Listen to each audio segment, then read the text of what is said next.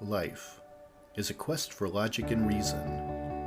It is a quest to find balance between science and faith. Life is a quest for knowledge and understanding. But most importantly, it's a quest for personal discovery. Whatever your quest, knowing yourself is the beginning of all wisdom. Welcome to Quest.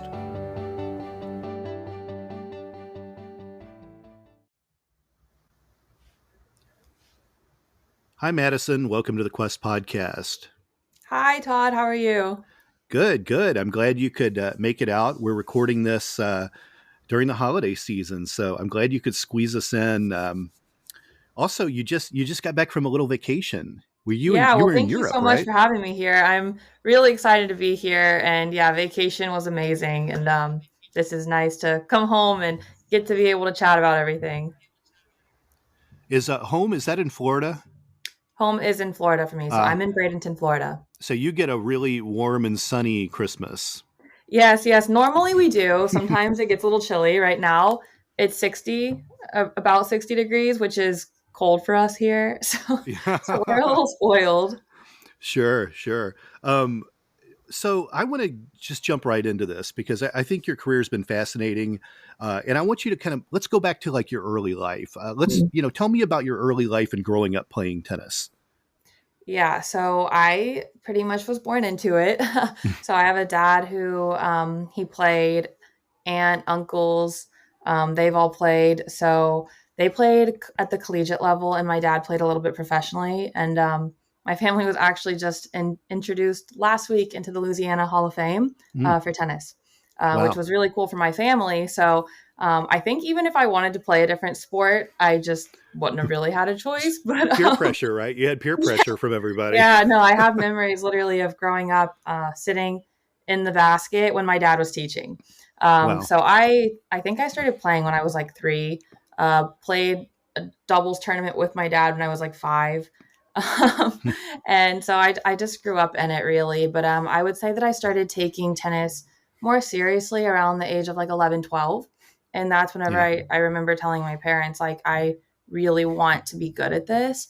And my dad, he was always my coach, and he said, okay, well, if you want to take it serious, I'm going to push you harder, and I'm not going to let you skip practice, and you're going to have to go every single day and work harder. And I was like, yeah, I want that. So that's whenever I really decided to do that. And, for me, I grew up watching, I have 2 older brothers who play, and I grew up watching them, and they turned professional at the ages of like 13 and 15. Wow. So they were like, I looked up to them. They were older than me. So I was like, I saw what they were doing, and I was like, I want to do that. Wow. That's awesome.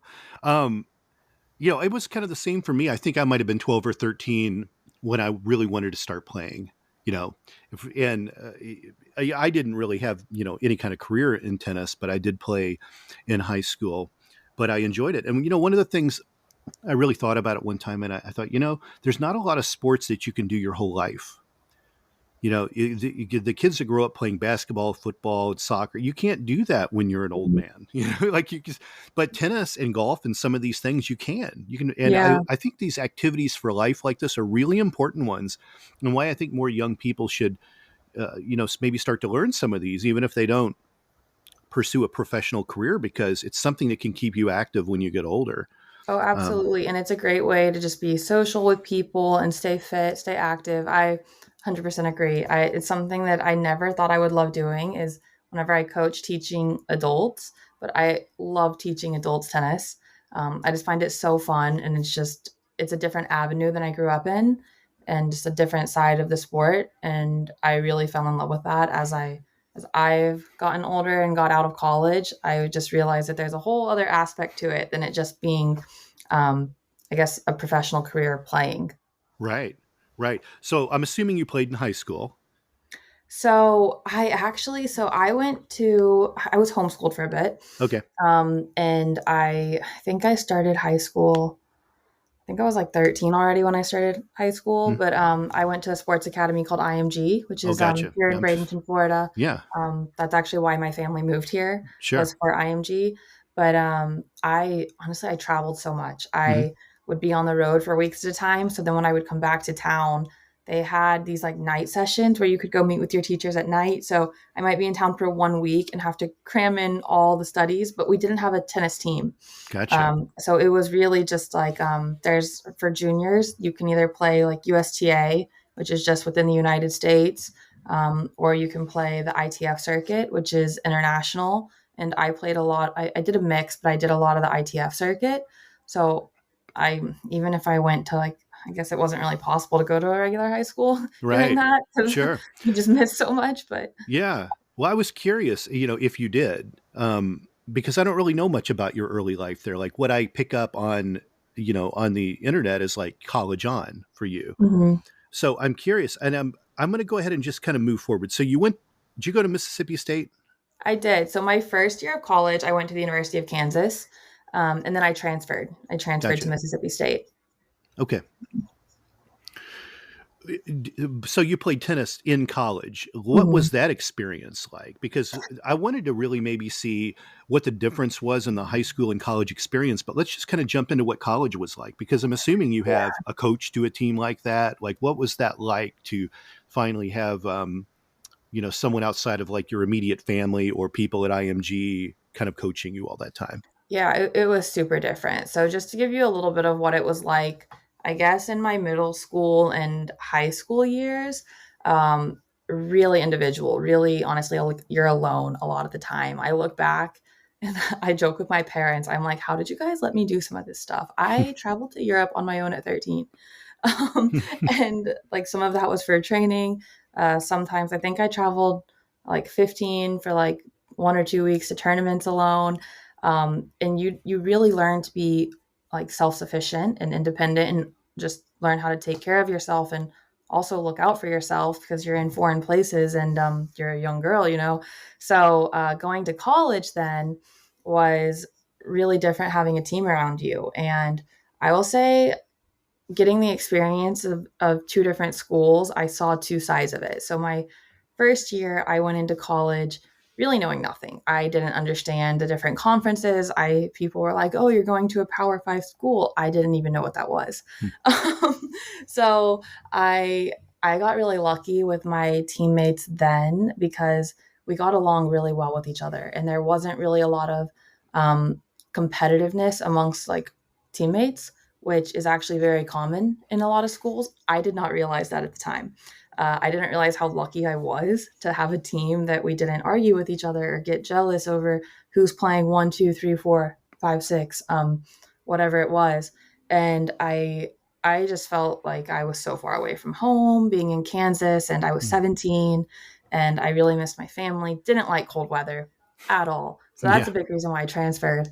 And then at Mississippi State, it's kind of funny because it's still some of my best friends, but there was a lot of, I guess, like toxic nature amongst like each other, just being competitive and people getting upset about who's playing what spot, just little things like that that kind of took some of the fun away from it. But looking back, I'm like, I still have some of my best friends from that team as well. So learning to work together with a bunch of girls who are used to being completely on their own, because all my teammates came from that same environment growing up of just being on their own. Right.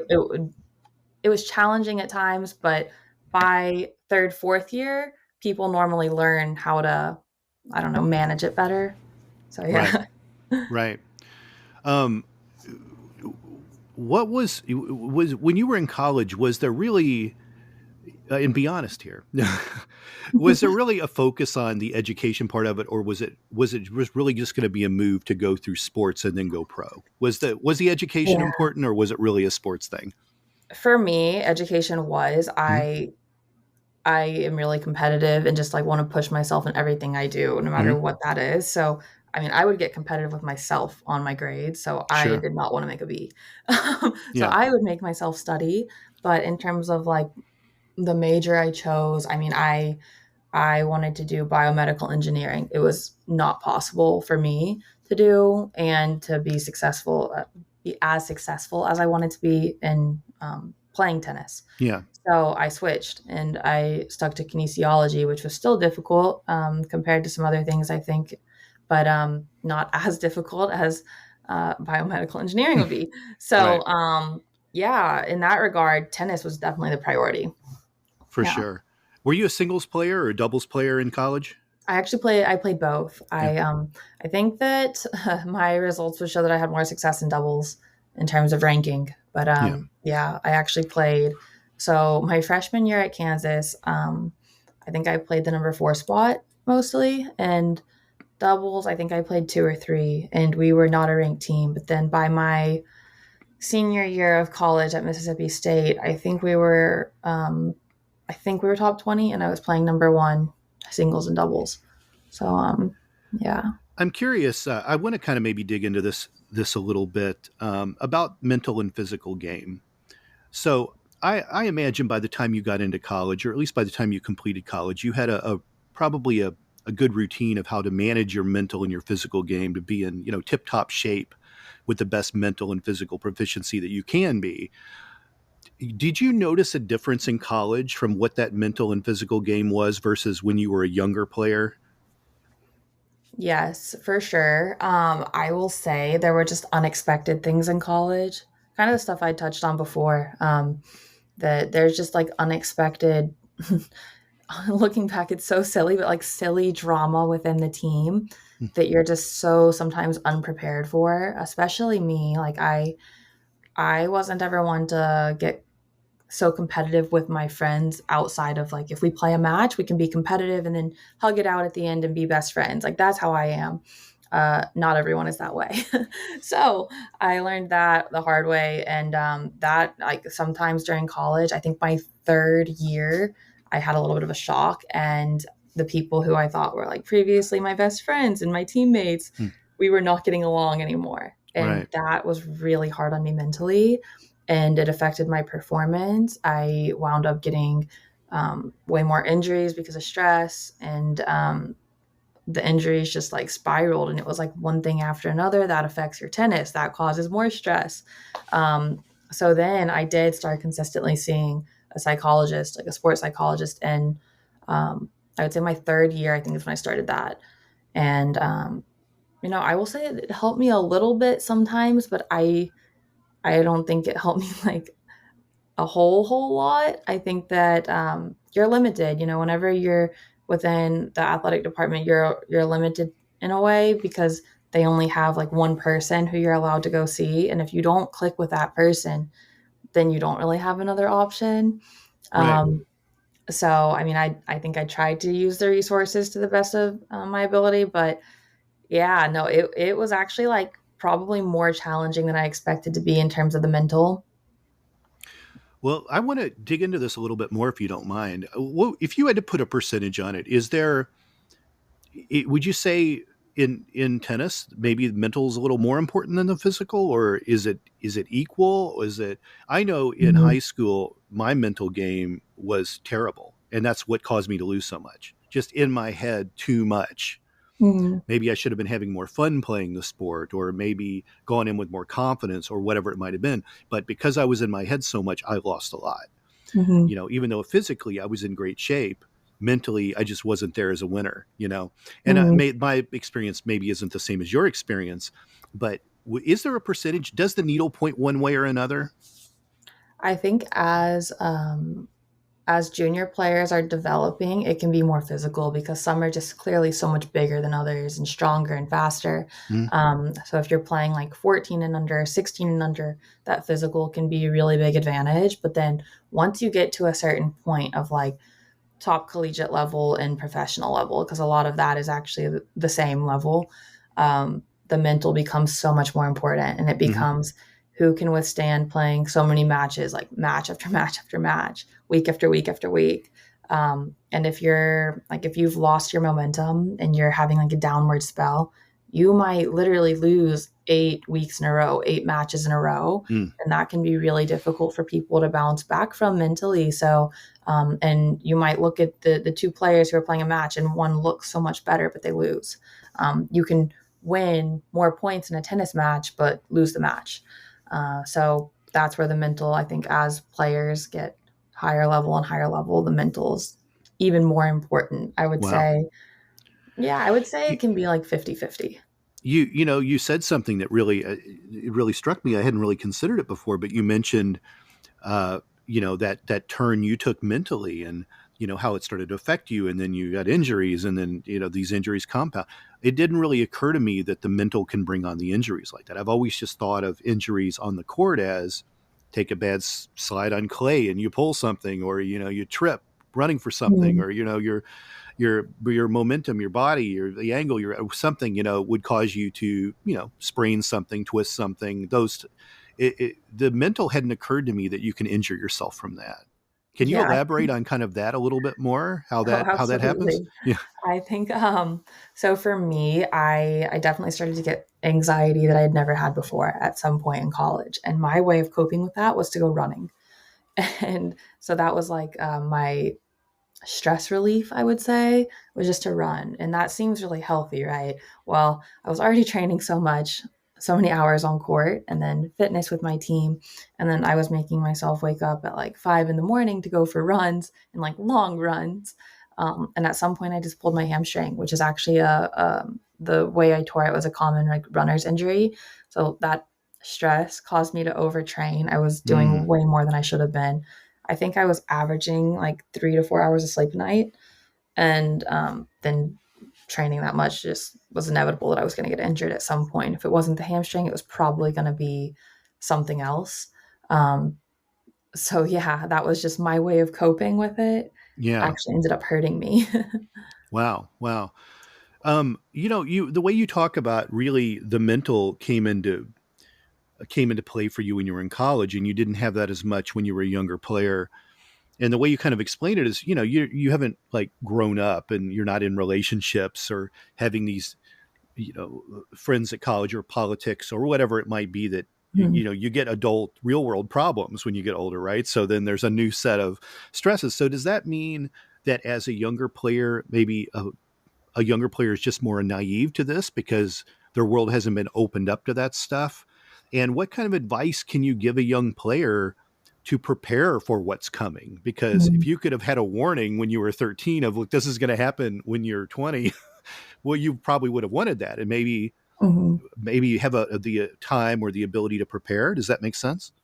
Yeah, no, for sure it does. I definitely do think I was a little bit naive to these things. I'm really lucky because my dad, I mean, he's coached so many great players of really all levels, but he's coached even the top of the game, professional and collegiately.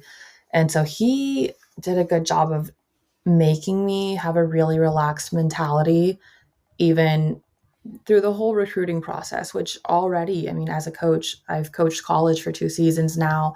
I've coached like junior players who are sophomores and juniors and seniors in high school.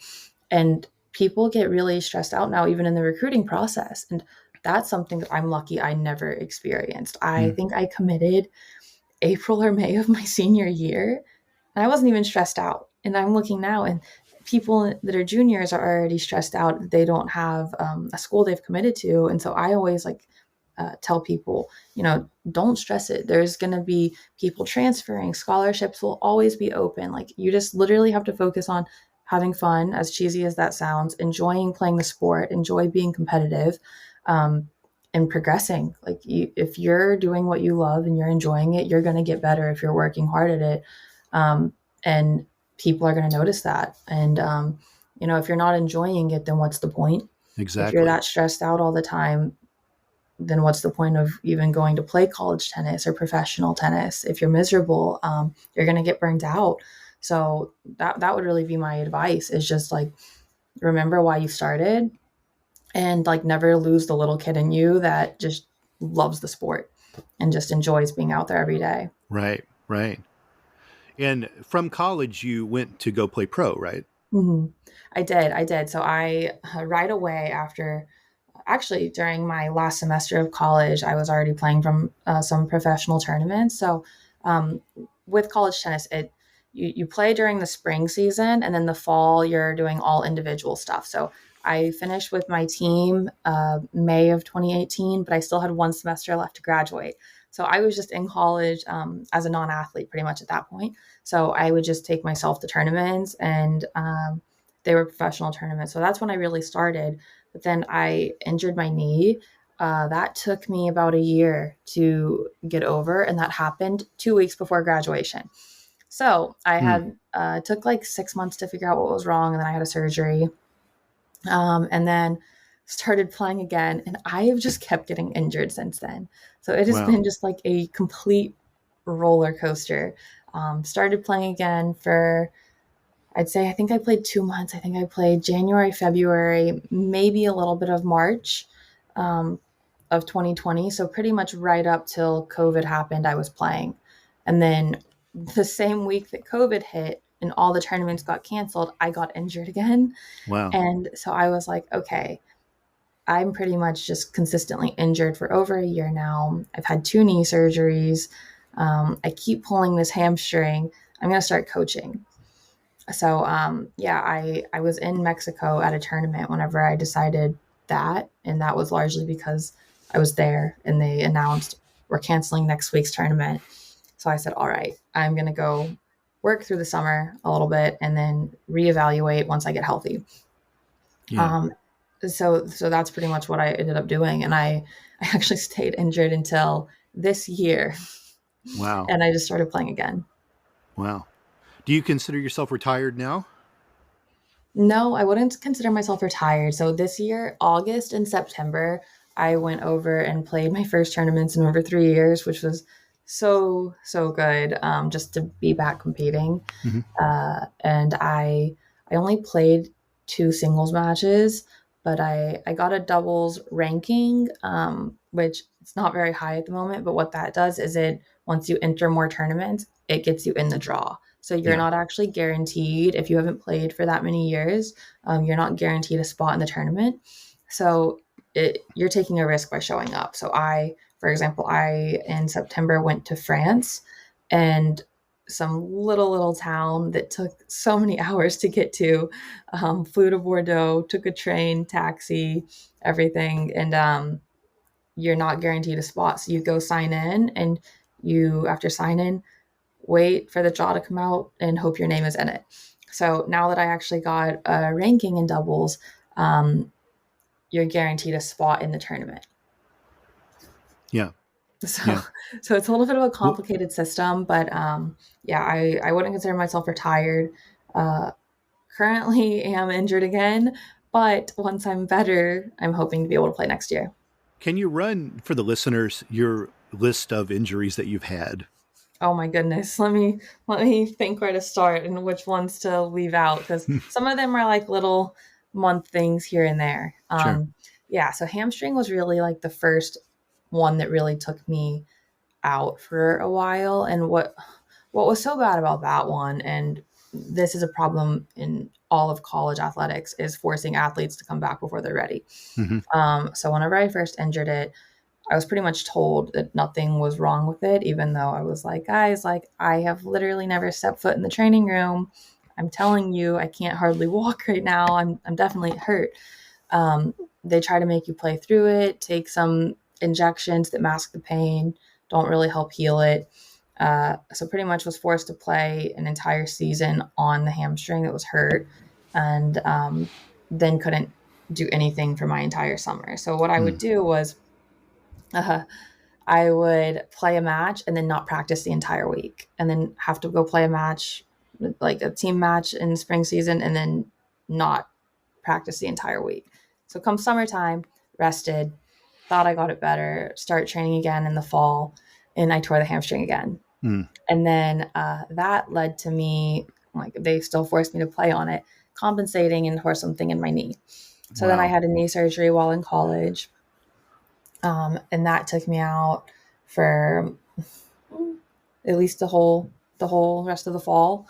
And then coming back from that, hurt the hamstring again. Wow. So that the hamstring has now happened 7 times. I'll just put that one out there. Wow. And then I've had surgery on both knees.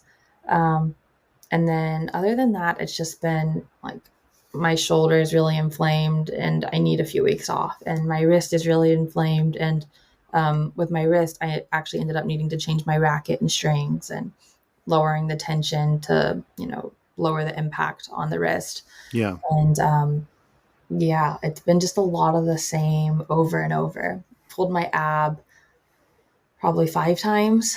Wow. Um, so the ab and the hamstring are just like recurring pulled muscles. Wow. Any ankle injuries? Never had ankle injuries. Wow. That's good. Knock on That's wood. um, it seems that there's sort of an elite in the sport of tennis, that there's a small amount of people that make the biggest money and have the biggest public profile. And then there's thousands and thousands of other people.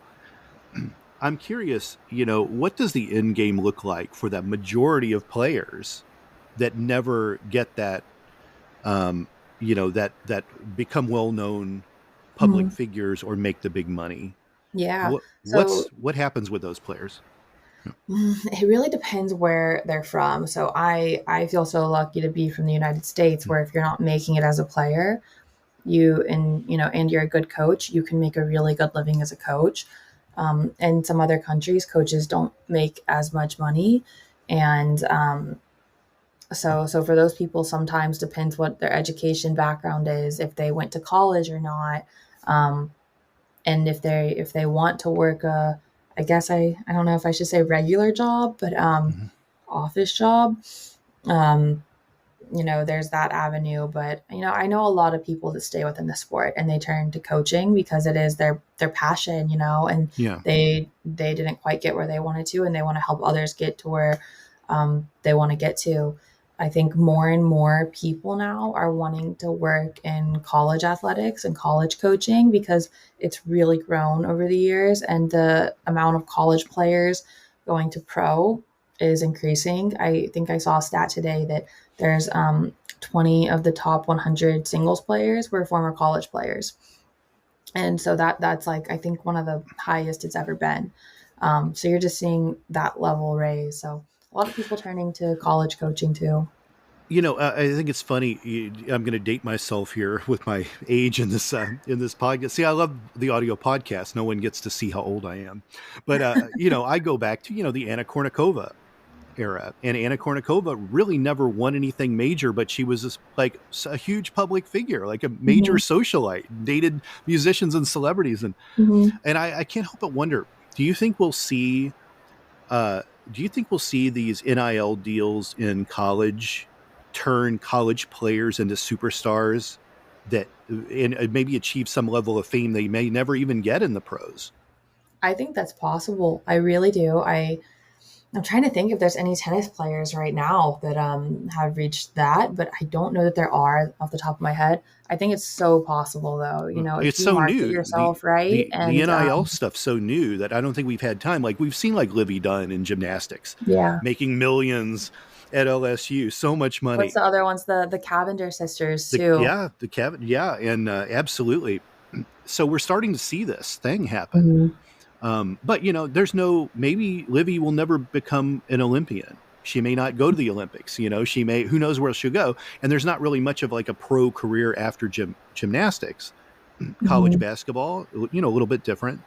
But I'm curious, in tennis, I think you have a lot of people, especially females, that are kind of primed to be able to really become enormous public figures on the college end, and may excel more there than they ever could in pros. But I'm just curious about that. Yeah, I think it's so possible, and I think it would be great for the sport because there's not enough people making a living out of the sport. So I would love to see it. And when I was mentioning, kind of the elite of the sport, and then the majority of everyone else, is the sport partly responsible for that? Are there just too many pro players? I think a lot of it is on the sport. I've seen the stats about the percentage of revenue that goes back to the players in tennis, and it's significantly lower than that of other sports. I think it's 18%. Wow. I think the NBA is somewhere around 50. And that's not because it's not there to be given back to the players in form of prize money. Definitely is. In tennis, it's just such an expensive sport. The travel is crazy. You're always booking last minute international flights to get from one place to the next, booking last minute hotel rooms. That is the most expensive way to travel, and you're doing it on your own. If you want to travel with a coach, you're paying for that extra travel expense plus for whatever their weekly pay is.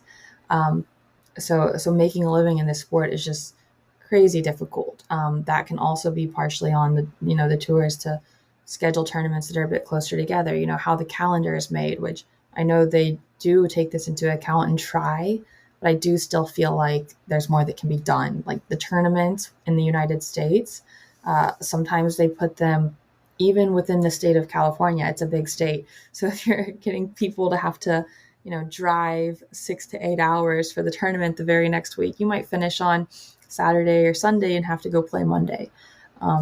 It's just not really logical. So it gets really expensive. And so even if you are going far enough in a tournament to get some prize money back, you're spending it right away.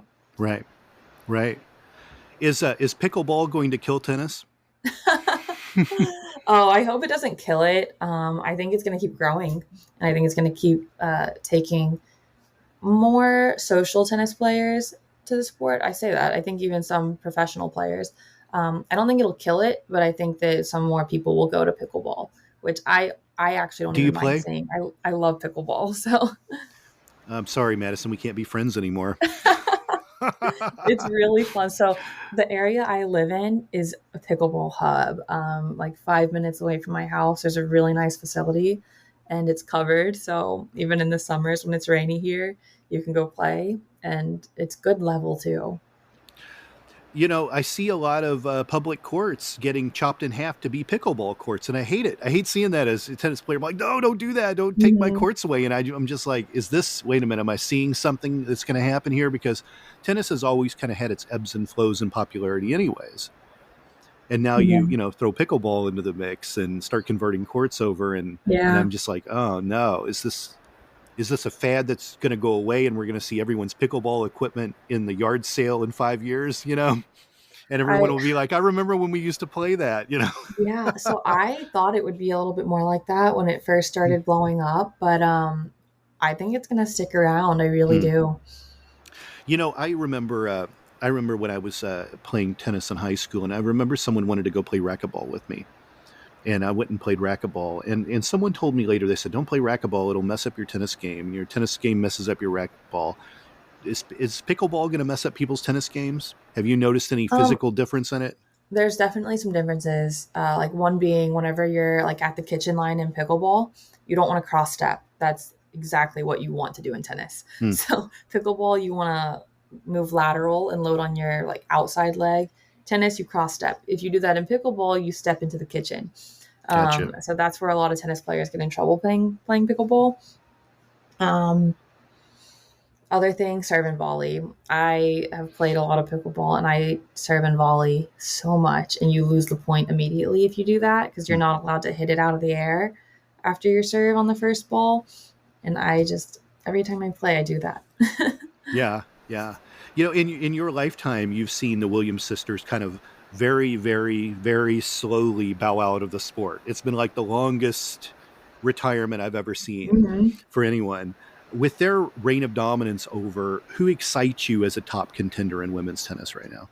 Oof. I love watching Sabalenka. I love her energy. I always liked watching Andrescu. She's another player who's faced a ton of injuries, but really love watching her as well. So those two for sure.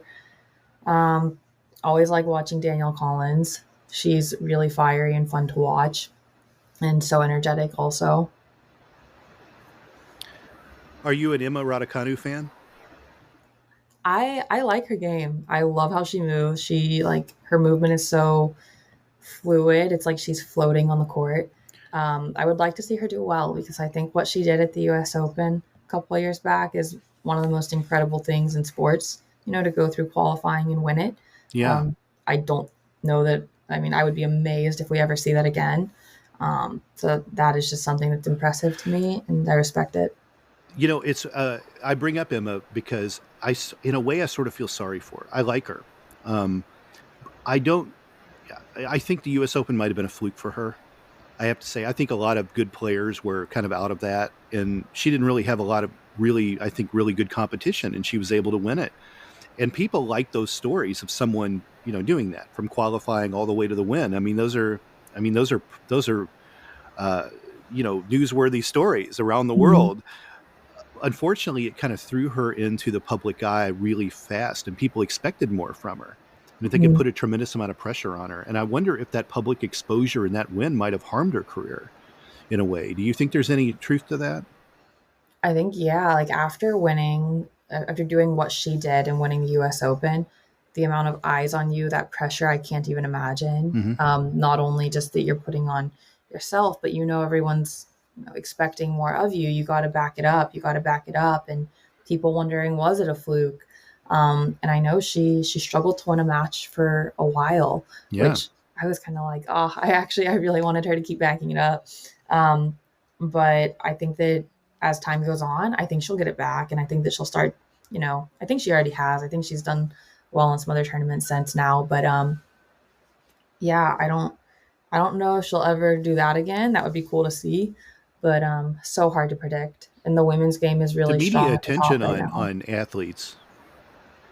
Yeah. Yeah. The media Yeah. attention on athletes can be brutal because, you're America's sweetheart for a while, although a British player, technically, Mhm. it's, you're huge in American media when you win the US Open. And, but then, you're the first one they criticize when you lose the next major tournament. And it's, the media can be ruthless, I think, in Oh many yeah. ways. Yeah, and I actually, funny enough, when I was flying to London last week, Emma was on the airline commercial Yeah. that, Right. they play the safety demonstration. I Mhm. think that's what she was on. I was Yeah. like, oh, good for her. She's getting these deals. That's awesome. She had an injury there for a while, where she was out in rehabbing, and I think she just got a good agent and like really, she got the Porsche deal. She Hmm. got the airline deal. I think she got a Tiffany's deal for the the jewelry Yeah, chain. Like she got some pretty upscale yeah, deals. those are all amazing. And so much of that, I think, depends, where you're from. If Hmm. you're from Great Britain, if you're from the United States and you have success, you're going to see a lot more of that Yeah. than, if you're from smaller countries, then it's sometimes harder for those players, I think, to get those deals. And, the majority of players make most of their money off of deals. So Yeah. that's actually a really important factor is what country you're representing. Right. Right. I have several friends that are current or former pro players, and many times they've kind of told me about their most grueling matches or terrible embarrassments on the court. And I remember what my friend Ashley Harkleroad told me a story about being the recipient of, at the time, the fastest female serve in tennis, which was Venus Williams. Since Mhm. then, Venus broke her own record after this, like 120-mile-per-hour serve, broke her own record a month later after, serving Wow. serving Ashley. And then today, there's actually other people that have hit faster serves than even what Venus did. Yeah.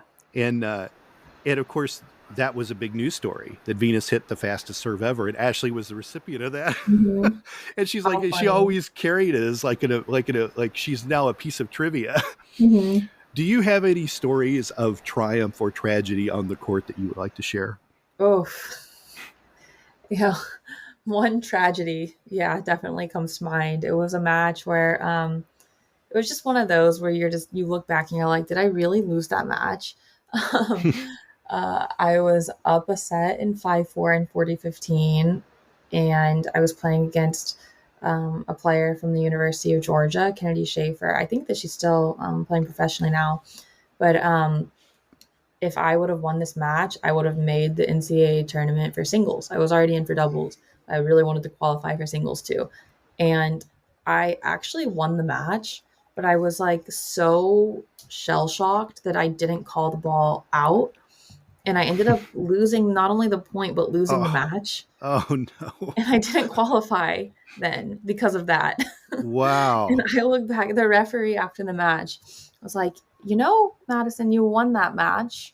I was like, oh my gosh, please don't tell my coaches that Wow. because Wow. they will not be happy. But they knew. They That's a definitely knew. tragedy. That's a Yeah. tragedy. I've I'm not going to say who told me these things, but I've had a remarkable amount of tennis player friends of mine that have talked about when they've accidentally peed themselves or something else Oh on my the God. court. That would be absolutely horrifying. One other story that I have that's not quite that level, but my first time ever playing on grass court, I was playing with my friend at Wimbledon on the practice courts, And I was on the court, and on the court next to me walks Roger Federer. Wow. And I was like, oh my gosh, we're playing next to Roger Federer at Wimbledon right now. And I think I was 13 or 14. And naturally, I fell. It was so slippery because it was drizzling. So Yeah. I fall on the court. And then the very next rally, I shank a ball and it hits Roger. Oh, no. I was like, this could not go more wrong right now. And he Wow. was so nice. I was like, I'm so sorry. And he was just laughing. It was like, it's okay. It's okay. Wow. That's something. Yeah. Wow. So we've talked about the physical and mental side of tennis. And if you've ever listened to any of my podcasts, I always kind of dig into the spiritual a little bit. Is there a Mhm. spiritual side of tennis? I think that depends based on the player. I think that for me, I like to think so. But, and I don't even know how to explain it fully because I think I just have it in my own head. I like to meditate. And so that's, in a way that's spiritual to me. Yeah. And that's something that over the last couple of years I've developed more. And whenever, I'm sitting down before a match, I kind of go into that zone and just like take myself to that place to Hmm. help myself one stay calm, be prepared for anything that happens within the match, whether you're up or down, or if you win easy, or if you do what I did in that match I described and completely blow it. I think that having a spiritual element can really help players stay stable and sane, I think, because Yeah. if like I mentioned earlier, if you have like one of those down phases in your career, it can be really tough. So I do think that having a spiritual element is important, but that's just my personal take. Yeah. Yeah. I always think it's interesting when I talk to athletes about things like this. I produce another podcast called The Karate Priest, and it's for a Catholic priest who's also a chaplain in the Air Force, and he's also a martial artist, like a highly skilled martial artist. And he was telling me about a test he took to become this fourth degree Dan black belt that he was up for last year. And it was a 3.5 hour test, just a grueling test of just the physical and mental abilities. And of course, as a priest, he was heavily dug into his spirituality to be able to make it through this test, because most people don't even survive the test. They don't even make it through it. And then I think about I knew a guy who was a professional baseball pitcher, and unlike tennis, which is relatively a quiet sport, in baseball, you're in enormous venues with everyone just so loud. And to be able to tune them out as a pitcher, this clear the mechanism thing that they have, they really think of that as a spiritual thing. And of course, you Mhm. see lots of athletes that always, are looking up to the sky when they win, or, Mhm. they'll cross themselves. I think there is a spiritual end in sports. So I'm always curious when I talk to people if they feel that, if they Mhm. need to tune into something different. I think to be an elite at any sport on a professional level, you have to Mhm. you have to key into something bigger. You have to have something bigger than yourself. At least that's how I feel about it. Because if it's only on you, then it can get really tough. It really can. Based on your experiences in the game so far, what advice would you give a young person today that says, Madison, I want to be a professional tennis player?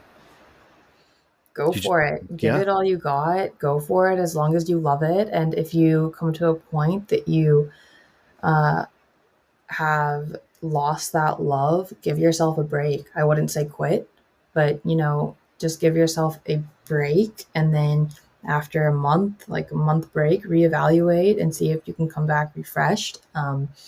I One of the biggest things I see is burnout. So I mean, I see so many talented, amazing players who are just like built for it, but then they reach that burnout point and they never really find their way back because they wind up resenting the sport and hating it and realizing that there's positive and negative of everything in life, really. But with tennis, like the negatives are you sacrifice normal life. Like even I was homeschooled. I traveled so much. I missed events, whatever it is. Um, that's the negative side if you choose to see it. But to some kids, that's like detrimental and it makes them hate the sport. So if they ever reach that point, I would say give yourself the break. Go do those fun things you want to do as a kid and then come back to it. You don't have to rush it. People are playing so much longer in sports now, like even tennis. People are playing well into their 30s. Djokovic is still dominating in his upper 30s. And doubles players can play even further, so you don't have to be amazing at 20 years old or 18 years old, even just because there's a few kids on Instagram that are dominating at that age, Right. It happens in its own time. I notice a lot of female tennis players in the gym really bulking up.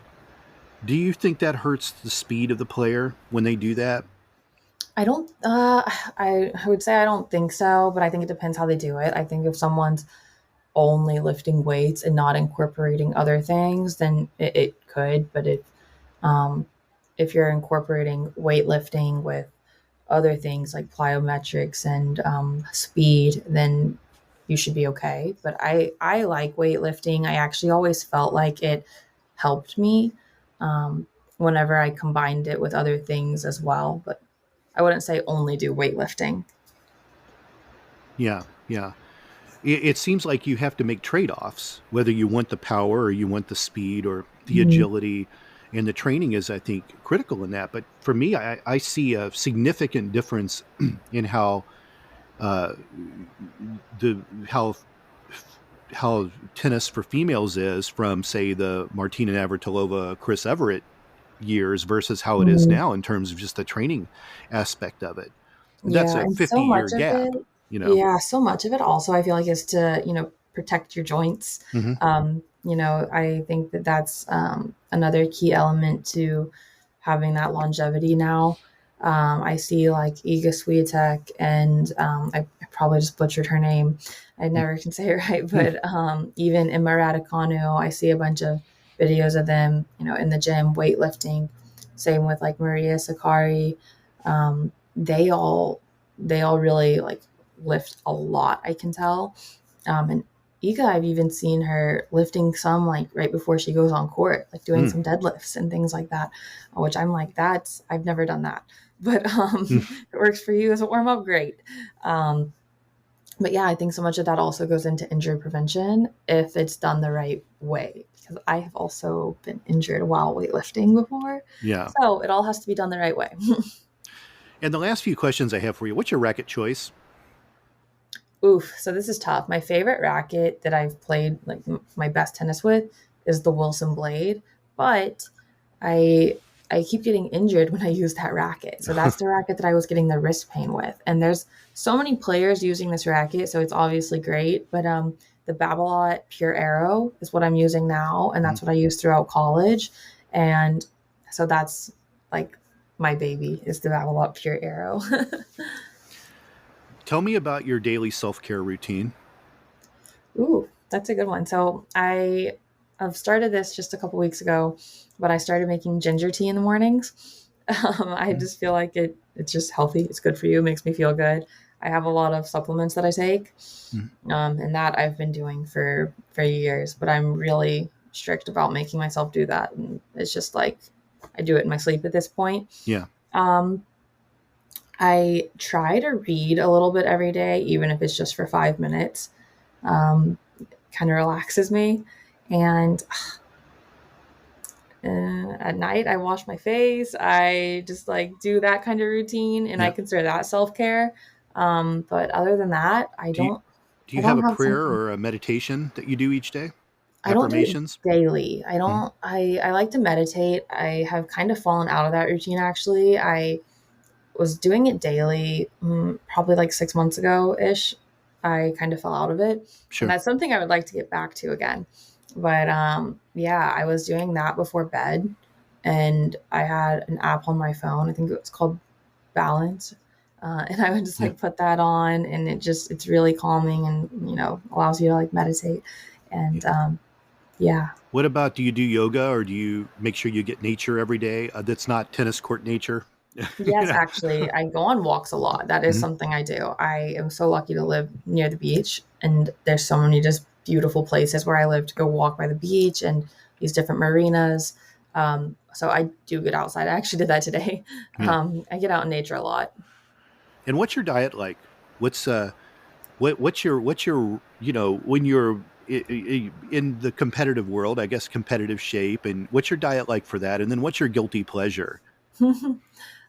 So I try to go by the whole 80-20 thing, eat healthy, 80% of the time, but don't stress it. If I want to eat a little something for dessert and that's my 20%, that's fine. But Sure. in general, I eat pretty healthy. Guilty pleasure, the chocolate devotion from Cold Stone. It's like chocolate ice cream with brownie, with chocolate chips. Everything chocolate. Everything Yeah. chocolate. Yeah. That's my guilty pleasure. But yeah, no, for in terms of when I'm traveling and competing, it's actually really difficult depending on where you're at to eat healthy and to stick to the diet. So ironically, sometimes when I'm in tournament mode, it's harder to stick to that because some of the tournaments are just in places that you don't have access to good quality food. And I always take a big jar of almond butter and just try to get bread whenever I'm there and eat bread with almond butter a lot. But depends where you're going. Some places have options. Well, Madison, I really appreciate you coming out and doing the interview this evening. How can people find you out there on social media and the interwebs? Yeah, thank you so much. It's been amazing. So my social media is at CEO of Tennis. That's my Instagram. And other one is at Harrison Tennis Performance. That's also Instagram. And that is my family's tennis academy, which I also train at and work at. Excellent. Well, I appreciate your time this evening, and let's do this again. Yes, definitely. Would love that. You have a good evening. Thank you. You too. Take care. Bye-bye. Bye. Metacortex Publishing hopes that you've enjoyed this presentation. Please take a moment to listen to some other podcast offerings from Metacortex Publishing. The No Earthly Explanation podcast investigates the things that are unexplainable. Hosted by world-renowned investigative researcher Donald R. Schmidt and scientist Ellie Ringo. Follow them as they look for evidence for things that have no earthly explanation. Available anywhere you listen to podcasts. Cult Following is a podcast that studies the personalities and common traits of cult leaders and their followers. Get the real story behind these infamous and oftentimes tragic cults from a new perspective, through exhaustive research, and from interviews with people that were there. Available anywhere you listen to podcasts.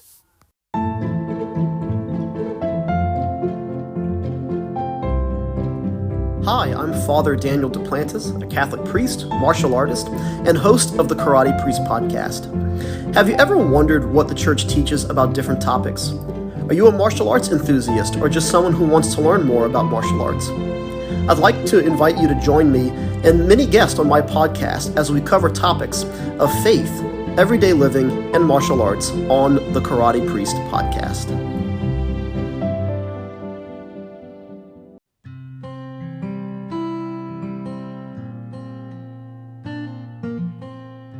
Hi everybody, I'm Amber Rose, the religious hippie, and I host the podcast A Catholic's Perspective.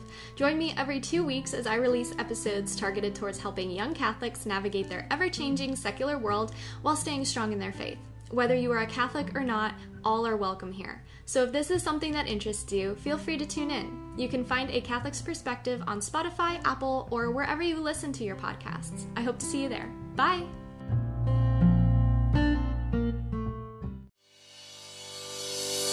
Thank you for listening to this podcast. Please be sure to rate and review this episode. This podcast is produced by Todd Fischer and Anthony Smith and is distributed by Metacortex Publishing. This podcast is copyright. Any previously trademarked or copyright content is used by permission. Information and opinions stated in this podcast should not be construed as medical advice. Please be sure to visit the official website for Metacortex Publishing at metacortexpublishing.com or find us on social media for other unique content.